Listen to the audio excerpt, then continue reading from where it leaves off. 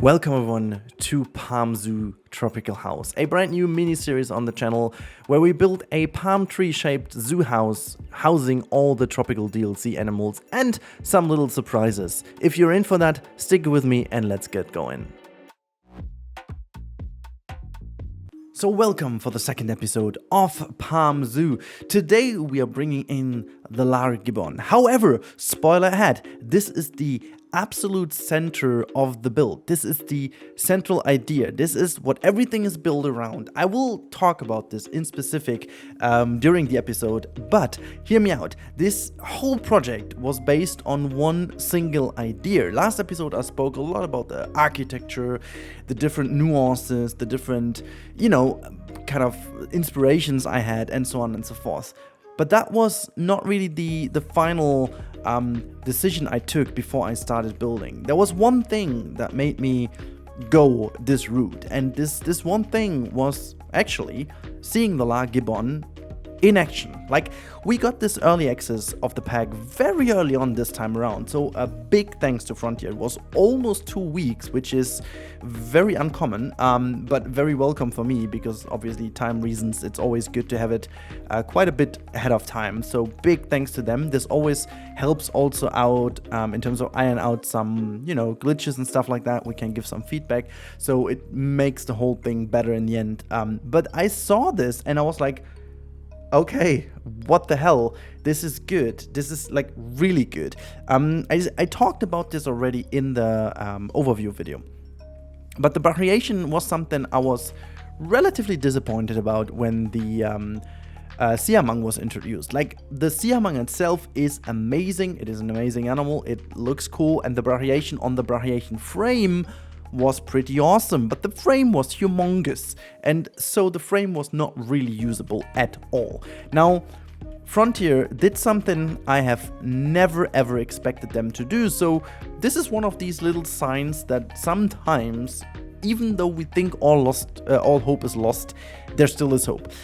For whatever reason, they thought it might be a good idea to tackle it. Maybe it's because the Lar Gibbon is way smaller than the siamang is, but and it might have looked even more ridiculous on this humongous frame. But a normal Frontier thing would be to give us a smaller version of the frame, instead of just giving us more freedom and an overhauled system. But they did. So they gave us an overhauled system of the abrasion, meaning they can now brachiate on various pieces, and there's even a toggle in the game, like a filter, to see which pieces are basically ready to be used as brachiation pieces, even though I think they did not include all of them. Maybe they did now with the final build. I haven't checked that yet, but as of now, I do know it is the actual climbing pieces from the normal climbing frames and stuff from the enrichment items.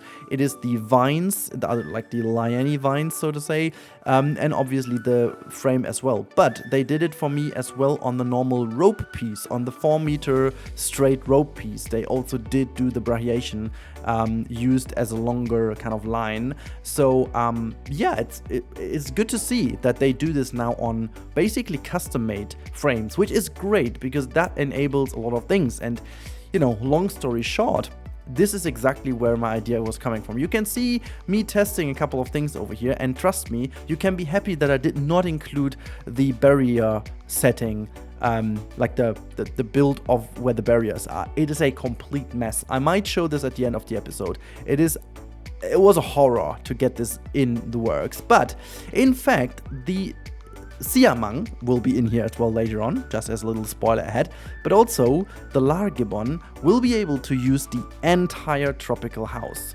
Yes, they will be able to swing across the pathways where the guest will be going, and it's gonna be very lush at the end, very overgrown, and then you will have the Lar Gibbon swinging and brachiate through the corridors, and trust me when I say it looks phenomenal. As I said, I'm already, at the moment, 95% done, so very close to the final result.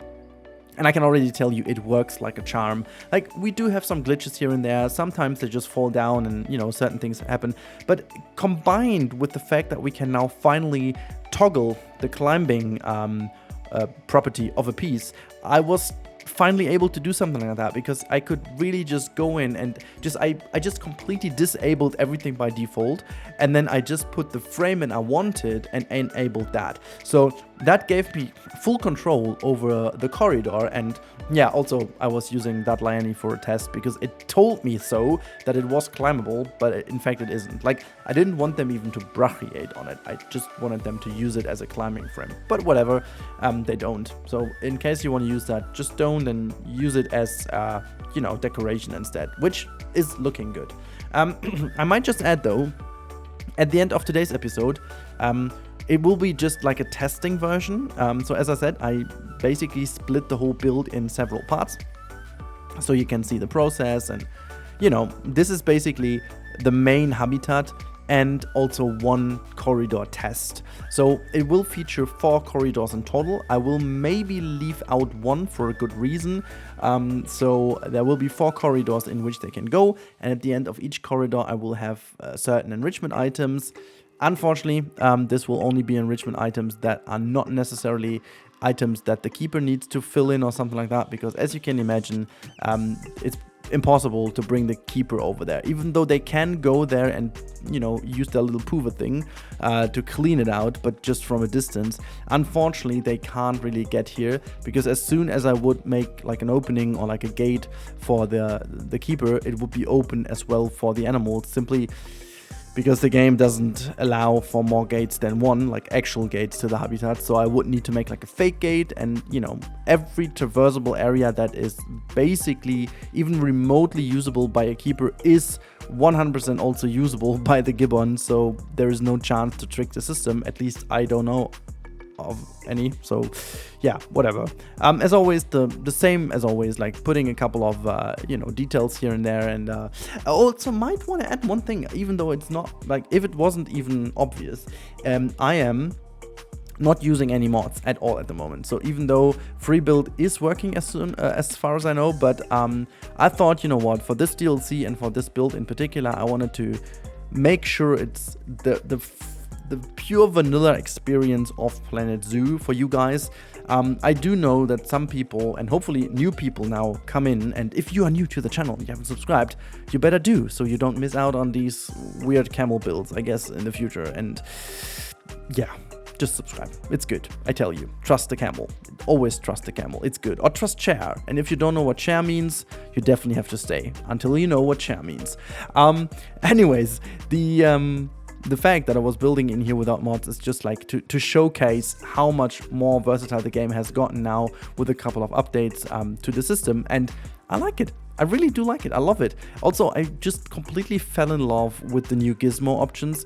They are so subtle and you don't notice them until you notice. I mean, I talked about the gizmo quite a lot, but it's really a game changer.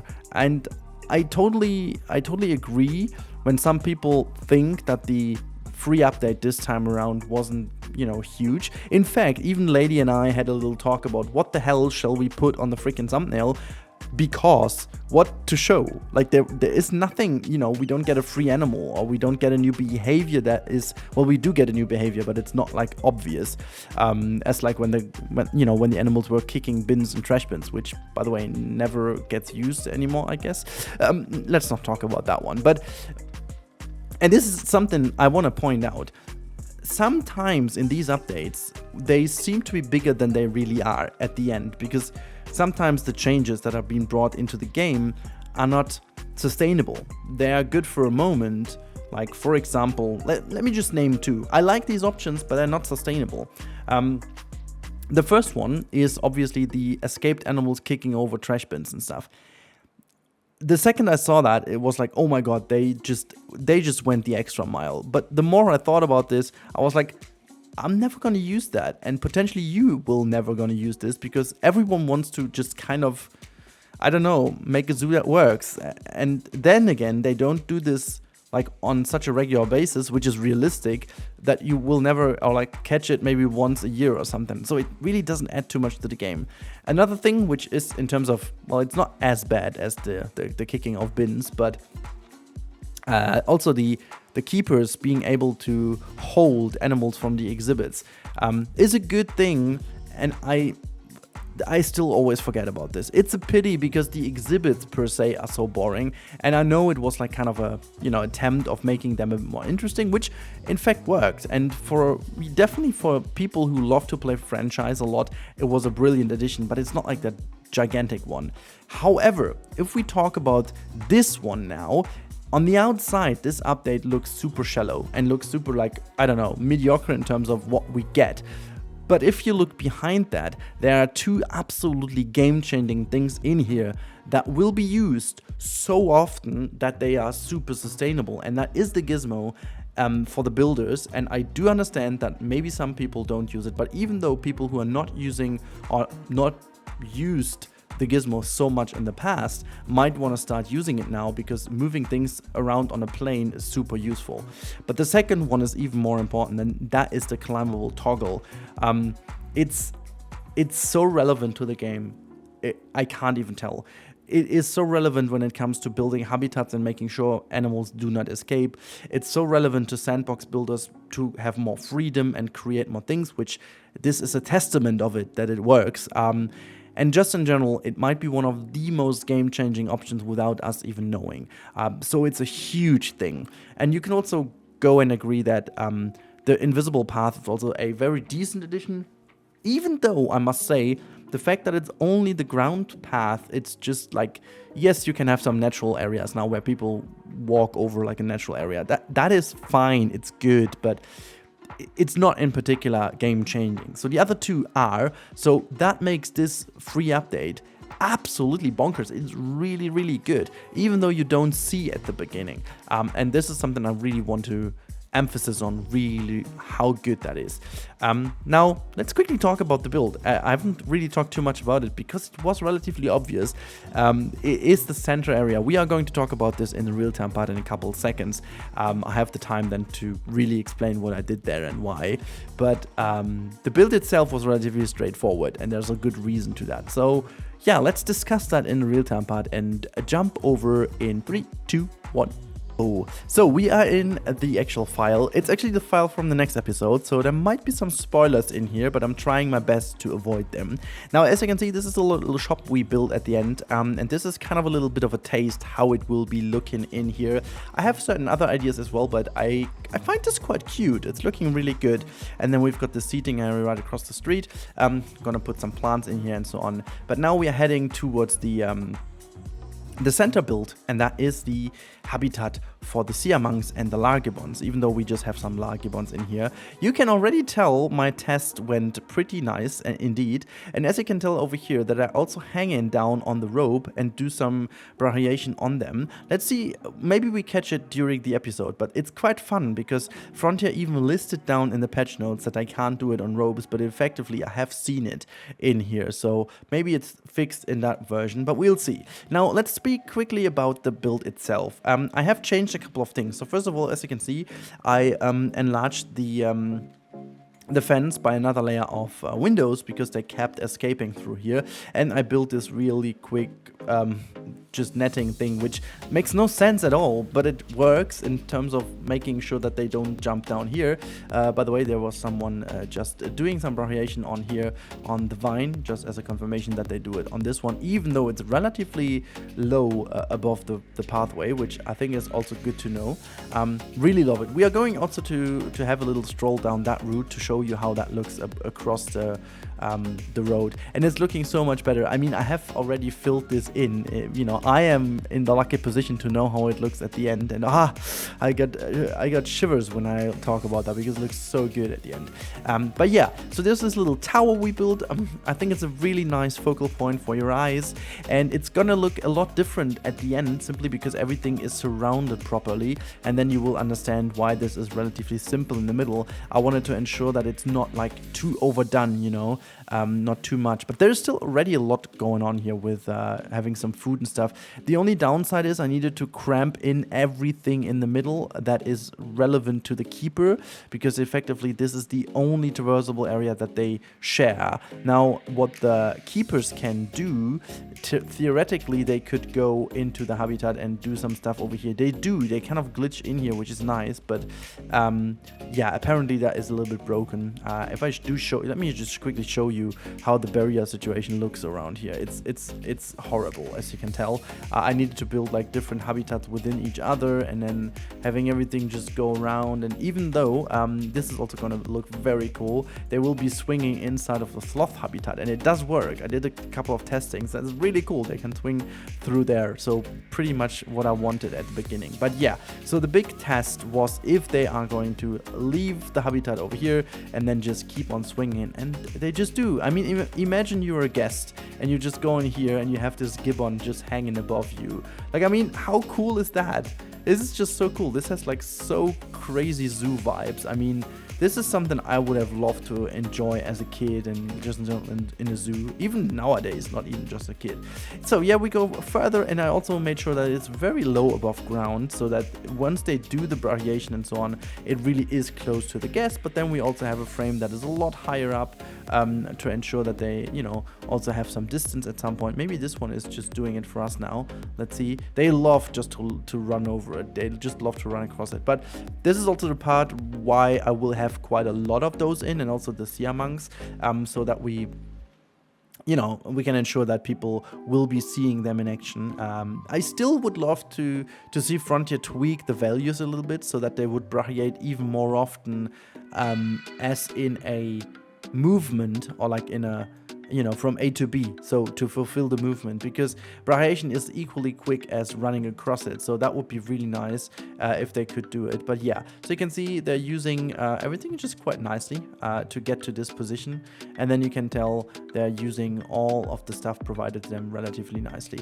And this time around, I can show you that Frontier actually did a good job in terms of fixing the climbing. Yes, we have some glitching, but it's a lot more it's a lot more better than it used to be. It's not as crazy anymore. You don't see them floating all of the time. They do transition quite nicely, as you can tell. I really enjoyed building this and seeing this in action. Also, especially later on when they have done their bits to go through the jungle, I should say. It's really cool. I hopefully you can hear that from my voice, that I'm absolutely in love with it. The only downside is, and I wished maybe I have a fix for that, but I wanted to make them also rest on some of these raised platforms, so maybe it's enough to put a bed there and then just sometimes they rest there. But it's also kind of cool to see them running from A to B all the time. But yeah, I just would love to see them brachiate more often. Look at that one there in the background. There you can, yeah, there you go. This is exactly what we need. This is the stuff we need. Look, that's so cool if they do this. This is so good. Okay, let's quickly see if they do something on the rope as well. I'm just going to speed up the game to see if we can force them onto doing that, because I have seen that 110%. So let's see if one of those fellas over here is doing the little favor to us now. Well, they're just all running. I love it how they're just passing by here. Hello, my friends, where are you? Oh, well, look, there's someone coming back. Yeah, they're just crossing over now. They're not minding our business. Okay, well, that's just like stopping over there. Nope. Okay, you're just gonna go back.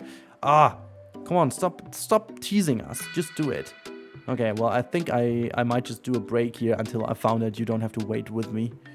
Alright, I was about to lose my mind, so I just tried the same by putting in a rope from here to here, because I had the feeling maybe this one is too short to make them do this, even though I have seen them doing it over there. Maybe it's just like they have a certain starting point, I don't know. But anyways, here's the proof that they still do it. Oh my god, it's still too fast, but you've seen it. They do the brachiation thingy on ropes as well, so in case you were worried that this is not happening, it is. You've seen that. Proof is done by here and by our friend. Yeah, hanging is also a thing on here basically. But yeah, so everything works. This same goes for the siamang as well, so don't you worry, this is all good. Look at them, double trouble. But yeah, so I can't even tell you how excited I am to bring you the rest, including this one here in the background for the next episode. Gosh, I don't even know if I need to decide what's the best episode. I can't even tell you. Okay, let me just give you a couple of hints. So this one is going to be the fossa. I'm not going to show you more than that. If you remember, you've seen some cool screenshots anyways already. So this is going to be the fossa. Then we are going to have the Asian water monitor in this one. We are going to have the wonderful red river hawk again. We had it in in Zoo Sicily, but it's gonna be in here as well. And then we do have this side, which is I've not fully decided on. Maybe it's going to be for the siamang again, so that the siamang is kind of connected to this habitat, and we've got some more habitat space. Or this is going to be like a little bit of a playground for the kids. And then we have got the back area here, which I might add the tortoises. And then just do a bit of backstage building, you know, just tortoises here in the front and then backstage building. I'm not sure on those two. I haven't done those two fully. Well, I have done this one, just playing around with you guys a little, but I haven't done the back there. So yeah, that's that. I really hope you enjoyed today's episode. If you did enjoy, leave a like, leave a subscribe if you haven't already, and make sure to click in for the next one. Thank you so much for your follow. Thank you so much for everything. Have a good time. And yeah, keep on watching Planet Zoo. It's good, isn't it? It's good. Have a good time, guys. Buys? Oh my god, I want to say bye and goodbye and guys in one word. So, guys, buys, ciao.